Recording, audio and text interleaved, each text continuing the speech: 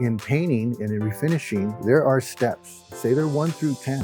If you go from 1 all the way to 10 and follow those steps, you're going to be successful. But it's when we start skipping steps. Well, we fix things in this business, right? It's kind of what we do. Yes, so we having a good plan on how to approach once we've identified the problem. The finish, it's something that people can see easily. Everybody, as far as vehicle owners go, would be able to identify a flaw in the finish.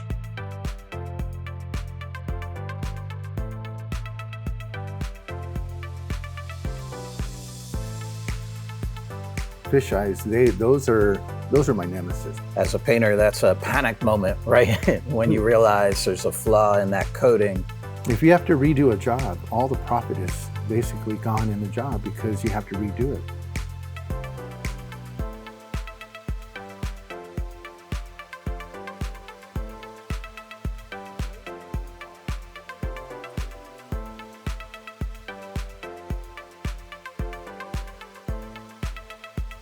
Refinish defect prevention is important. We want to learn how to prevent them. We know how to correct them, but preventing them is the key to it. And that cycle time and that throughput is all affected by when we do have those refinish defects.